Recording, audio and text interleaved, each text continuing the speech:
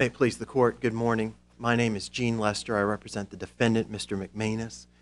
We are asking this court to adopt a case-by-case approach that requires the sentencing court to consider the evidence by preponderance of something more than mere use of a file-sharing program to go from a 2-level enhancement to a 5-level enhancement. We contend that the sentencing court must consider the actions of the defendants rather than the mere type of file-sharing program technology used. We're asking the court to require the sentencing court to look at both. Under your hypothesis, I appreciate the clarity of that, thank you. Under your hypothesis, what would be required? Since you appear to be arguing that this invitation and acceptance feature of GigaTribe is not enough, what in your view would be sufficient to establish the expectation of receipt of a thing of value? Right. Well, courts have shown us that already, Your Honor. To go from a 2-level enhancement to a 5-level enhancement, courts have found that a thing of value could be additional pornographic material. It could be faster download speeds. It could be the expectation of those things.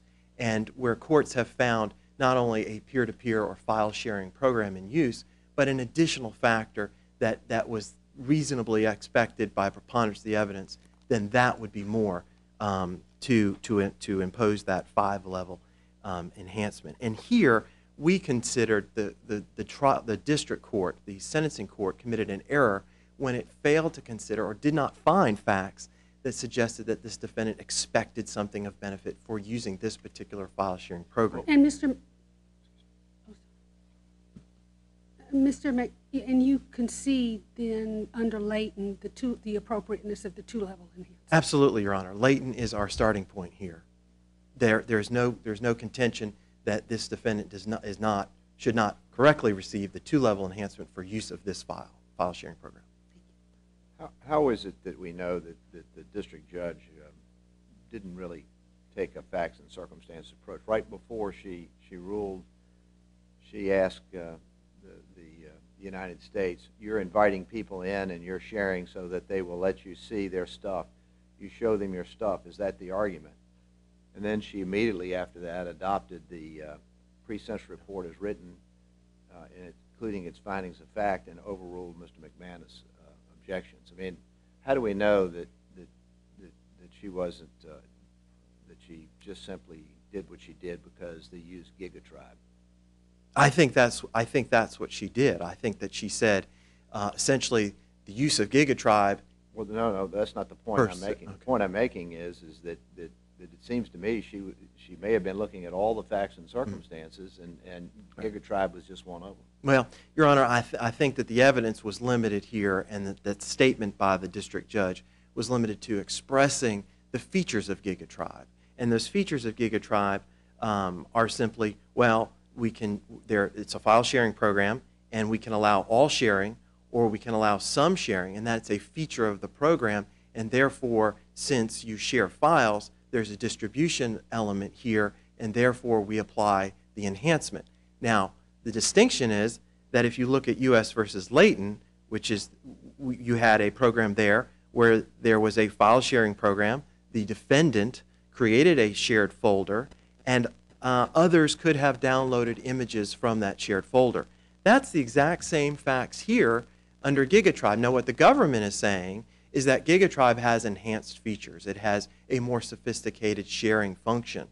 But the court did not look at this defendant and say, did this defendant use that program or take advantage of those features in a way that would imply there should be an additional enhancement, the 5-level enhancement? The government's argument, I'm examining what the district judge, in fact, did. I mean, that's really what we look at, isn't it? Not just what the government's arguing here, but the record itself as to what she did. Well, right, and of course what the government evidence is suggests what's in front of the district judge to consider.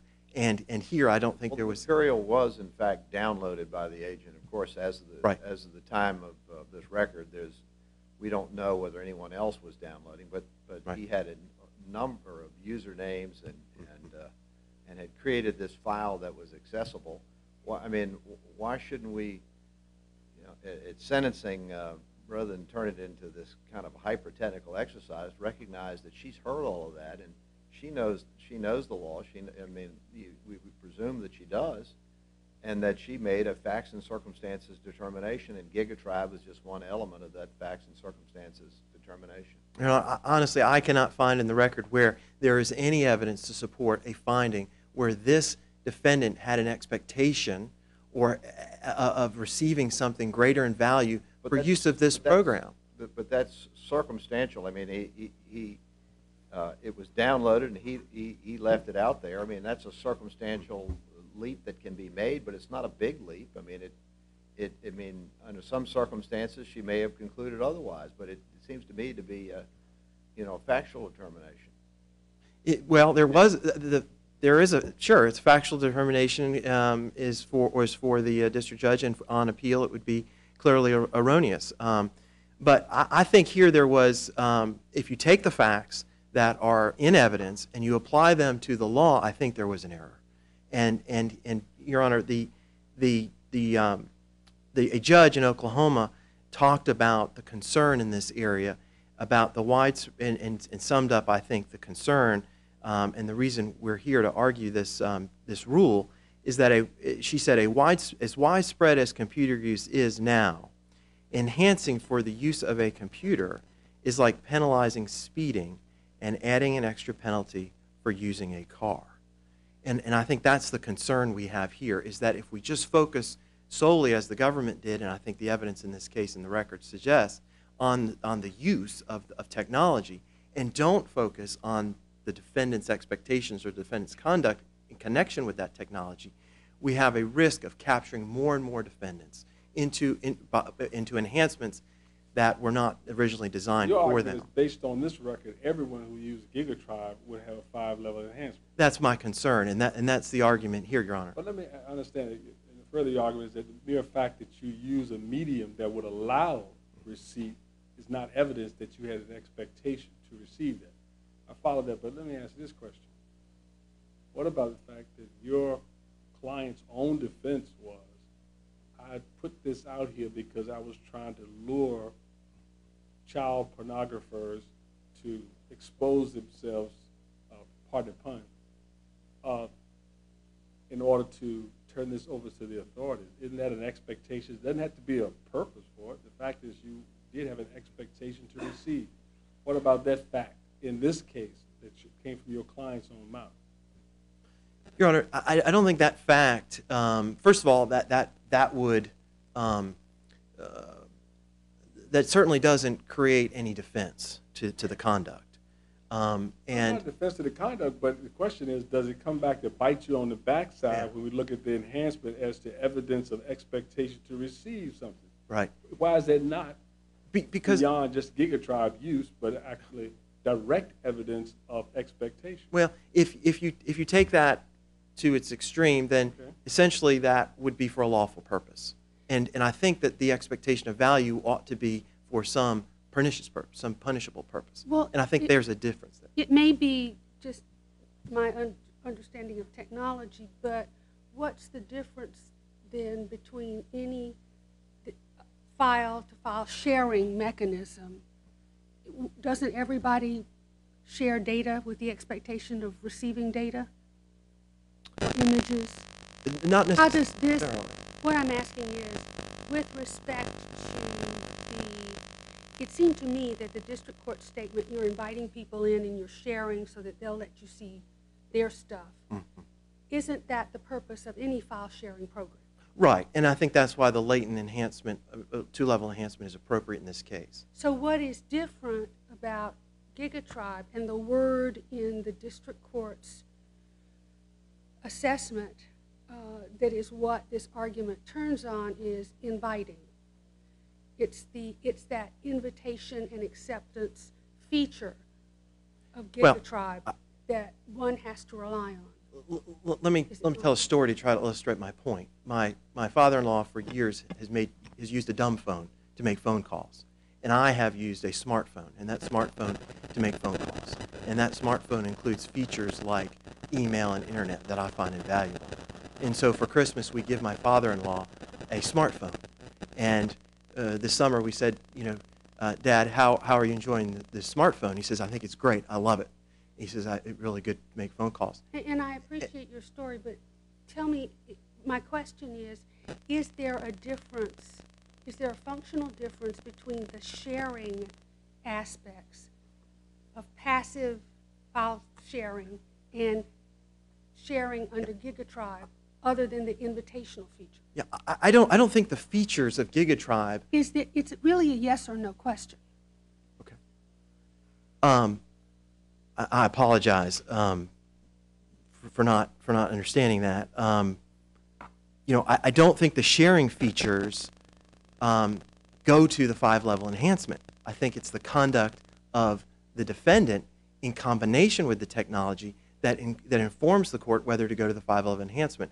And Now that can't be true, because if there were a feature that required payment in exchange of something of value to access the site, that would certainly qualify. Okay. Well, wouldn't it?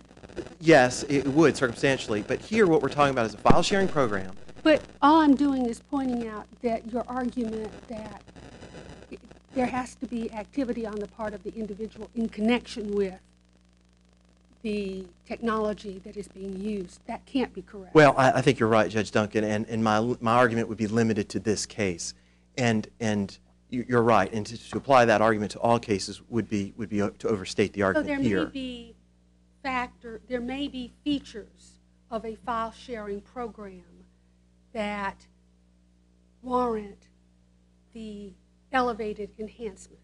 You're right, there could be, but not in this case. But these aren't, because the mere invitational aspect of it does not speak to the extent to which something of value is expected. That's correct, Your Honor. Any more than any other file sharing program. Correct. And to finish the story, that you asked your father-in-law, how do you like using the phone? And he says, well, I like it a lot. And I said, well, how do you like the email and the internet? And he says, well, I don't use it. Well, and so here, Mr. McManus had a knowing use of this. I mean, he understood GigaTribe's file sharing capability. Yeah. I mean, that's in the joint appendix at 109, paragraph 8. Right, so I mean, he understood. I mean, he had some technical savvy in relation to this thing. Well, there's no question that he had the ability, just like you had given the example of your father not understanding these other things, but that's not the case of Mr. McManus, because he understood the. I'm not contending that in my example or my story that he had the ability to use those features, other than the fact that he chose not to, and that what we have is we have a continuum of conduct and behavior. We have users on one end. And the Congress has decided that we're going to, punish and prohibit this type of child exploitation, and there's no argument here about that decision. So we have a continuum of people who we punish. We have users, we have distributors, and we have active predators who manufacture. And on that continuum, we have levels of sophistication and use of technology. And initially, where someone may have used by picking up a magazine today and manufactured using some sort of photography or technology, today what you have is you have users using technology to use. And so as technology becomes more and more widespread, the enhancements are catching more and more behaviors that weren't necessarily intended. Now, if the sentencing guidelines wanted to say, apply a 5-level enhancement for use of GigaTribe or LiveWire, it could, but it doesn't say that.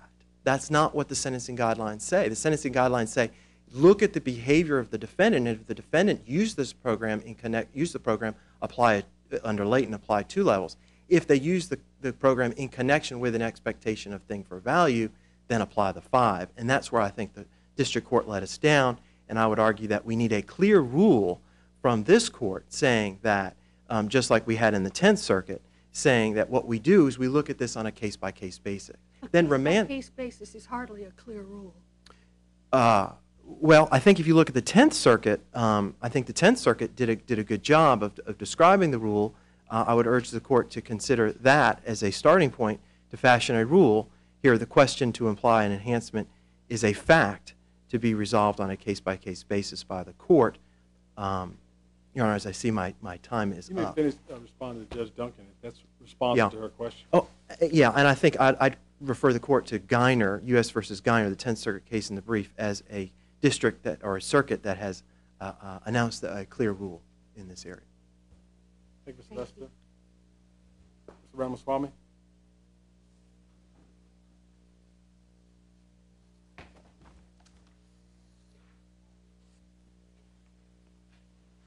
May it please the court, good morning. My name is Anand Ramaswamy. I represent the United States. The government's argument is that the evidence in this case supports the application by the district court of the 5-point enhancement at issue. Now, part of that evidence was outlining the features and operation of the program GigaTribe, but it's a mischaracterization of our position to state that we are seeking a per se rule for the use of GigaTribe. Counsel cited the Geiner case in the 10th Circuit, and they made that assumption about the 8th Circuit, and the 8th Circuit clarified in Stoltz that that was not their position. They too relied on a case-by-case basis. A per se rule based on any software program would have no future utility, as software programs are frequently updated, new release versions come out. Even in this matter, we're speaking about GigaTribe as it existed some 30 months ago. Well, let's start with Layton. What is the difference between the technology in Layton that supported the 2-level enhancement and the technology of GigaTribe that you are arguing justifies the 5-level enhancement? It is a matter of, say, broadcast sharing and targeted sharing. There is no interaction in the user in Layton. It is a setting which is selected as the program is installed. In this instance, as in the PSR and the testimony shows, sharing is only accomplished through this invitation and acceptance process. There is no keyword search and return of results. It is that interaction that makes this distinct from Layton. There are more affirmative... So the distinction between the technology in Layton and the technology here is that this is a targeted sharing with an invitation and acceptance feature. I'd say that was the key distinction, yes. And what about those features? What do those features tell us about the receipt or expectation of receipt of a thing of value?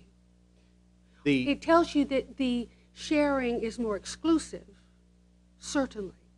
But what does it tell us about the expectation of receipt of a thing of value, which is what we have to find to justify the 5 levels?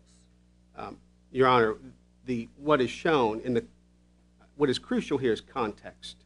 In the context of GigaTribe, when sharing is only accomplished through invitation and acceptance, then that context is crucial.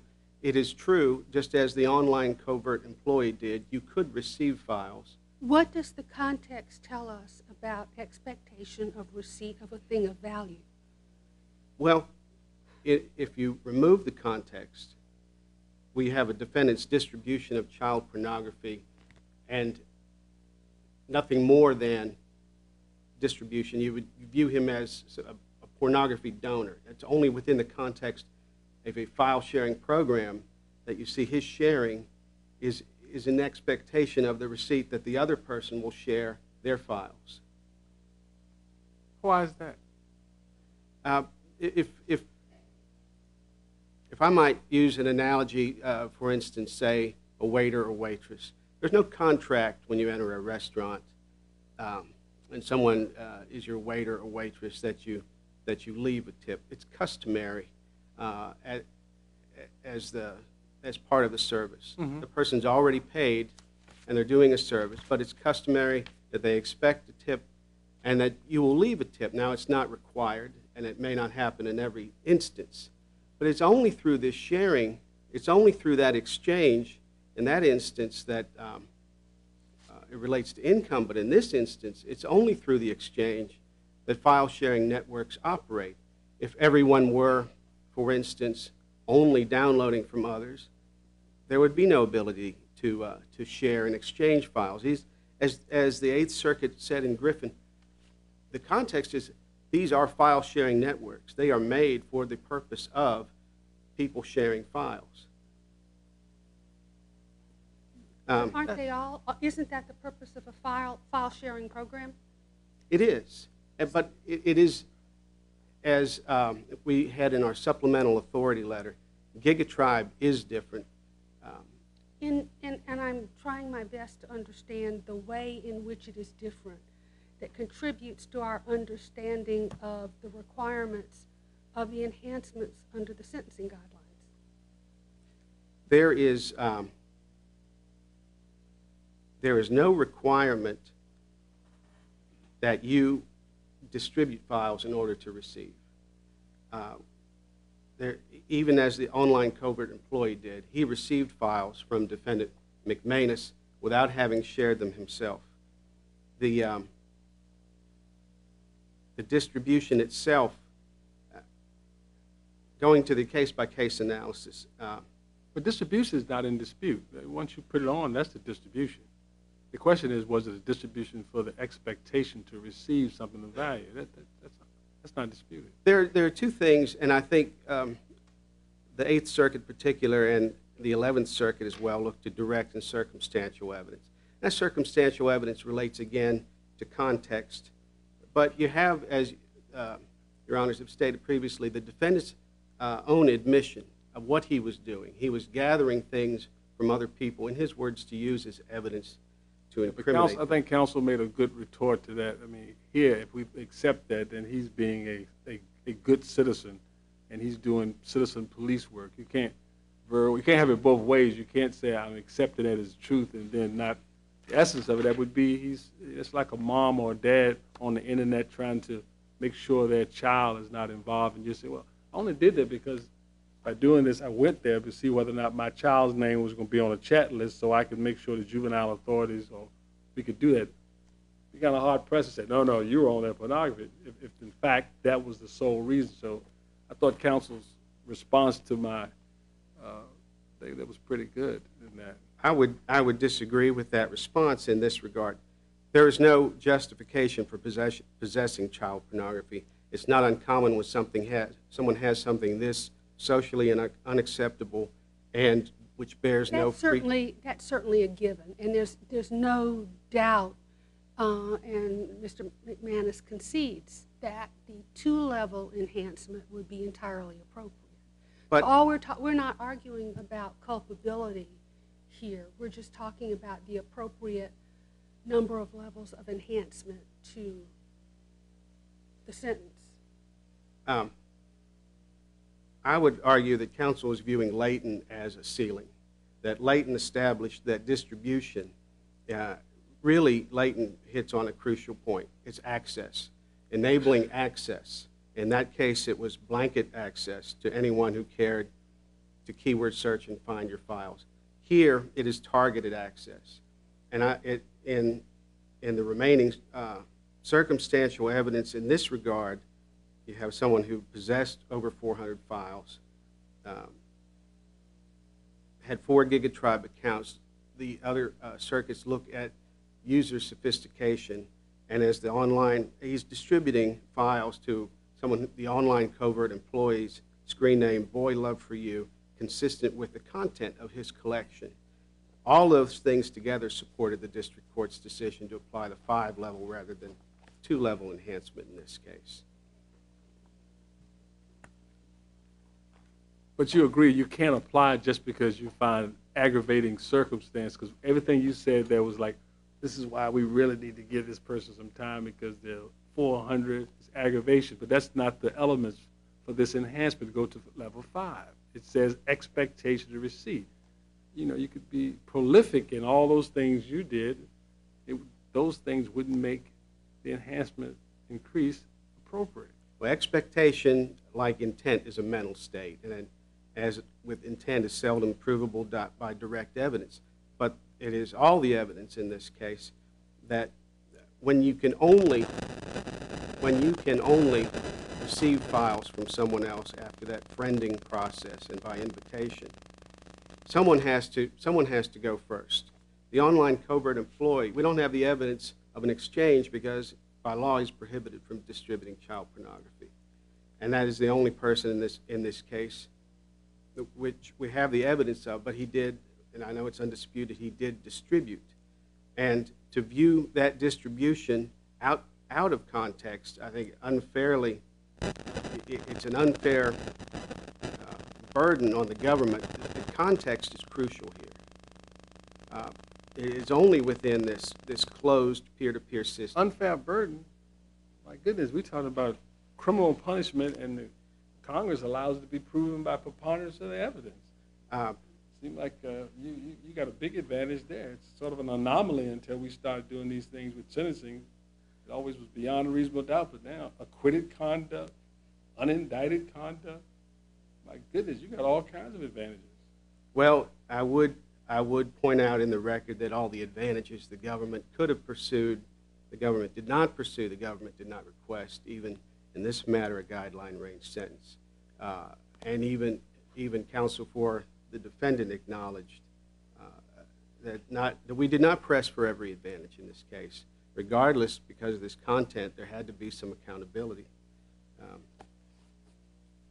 We would argue it is distinguishable from Leighton in that it is a closed peer-to-peer system.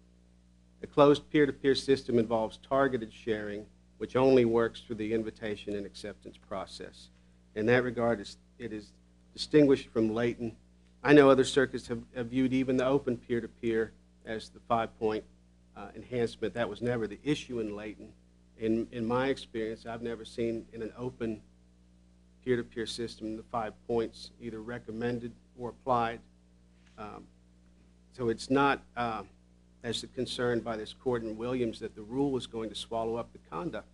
Not everyone who engages in trading of child pornography, even with a computer, uses a peer-to-peer program. Some use email. Not everyone who uses a peer-to-peer program uses a closed peer-to-peer program. And in this instance, even those using a closed peer-to-peer program, again, speaking of something as it operated 2.5 years ago, there are other means beyond closed peer-to-peer programs for the distribution of child pornography through the internet, the BitTorrent system, for instance. The district court heard the entirety of the evidence, and while her summation focused on the instance of being able to view the invitation and acceptance, we would contend it is founded on all the facts. Sharing in this regard is sort of like window shopping, but you need the key to get in the store, and that key is the password. So what you're basing your argument is that if I invite you to dinner, it's automatic. That means I want you to invite me to dinner later. It's not automatic. That's what you're basically saying. No, I would not argue that it would be automatic. That's all you have is an invitation to look at what I have. You don't have any evidence of bartering back and forth. See, no matter what medium you use, you get evidence of bartering. It doesn't matter. Well, there's a point at which the comparisons to things such as bartering and exchange and swap, which come from contract law, no longer apply. In the file sharing process, a person is allowing access. What they have, they're never truly dispossessed of.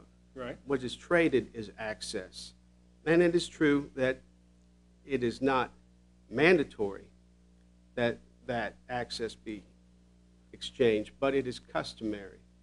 And it is looking at the individual circumstances of this case. Did you put evidence into that, in the record, that from an expert to say that? That is customary? Yeah. The past. Ask for judicial notice of that? In the record, I mean, there are answers to these questions, I assume, because you're not answering them. Is that in the record, that you have evidence of that, what you just said? The agent testified as to the invitation and acceptance process, and that it is not mandatory that passwords be exchanged. Right. But all this, everybody's customary that when you allow someone to see something that you're going to require them or expect them to let you see something that they have. Is that in the record? I believe it is in Special Agent Letterhost's testimony, Your Honor. I believe that in the description, and most of his testimony is in this description of GigaTribe. In his description, but again, you're going to someone's individual mental state. And regardless, I mean, it is custom. That's part of the context of the sharing. That is why someone, we would argue, why someone does distribute. But you must look at the individual facts. And here, I think it's clear, Defendant McManus is trying to, in his words, gather evidence. Because if you use GigaTribe and you allow someone who accepted your invitation to look at what you have, you would say that's per se a 5 level. I would not say it's per se. I would not. What would prevent it from being per se 5 level? Give me the limitation, the limiting aspect of your argument. Then. Well, are you? They're using GigaTribe. They distribute because they put child pornography on. They invite a person to come on. That person comes on. Why wouldn't that be every time, just those facts alone, per se, 5 level enhancement? Well, in Your Honor's example, if they did indeed allow access, the friending invitation, and distributed child pornography, I would not say it's per se, but I think it creates a rebuttable presumption. Why would it not be per se? That's what matter. What is the limiting aspect of? Oh, I mean just the vagaries of whether or not the government wants to press it or not, or whether the court wants to do it. I'm talking about what is the limiting aspect of your argument. Why would it not be per se? Well, in other circuits, we're talking about our circuit right now. Let's talk about this court, trying to understand your argument, because these cases do have to have some meaning beyond just this case. If we accept on this record your argument, what would be the limiting aspect if you use GigaTribe and you invite people to look at what you have? I think that on those facts alone, that the evidence would support a finding that there was the 5-point distribution. As to a per se rule, I think the court would still need to hear evidence of other things, including user sophistication. Sophistication would come into me? Yes, Your Honor. Oh, you own GigaTribe, so now you have to be a sophisticated user? Well, sophistication, I think, is relative to the program. In this case, in Mr. McManus' case, the use of 4 different accounts and the knowledge of the means by which it operates. How long does it take to get an account for email? I mean, isn't that pretty quick? Well, it's. I mean, is that rocket science? No, Your Honor, no. I didn't think so. I guess if you're looking for the limits, it would be the examples of when you have the unsophisticated user. The evidence I've been talking about is the things that support a sophisticated user, but say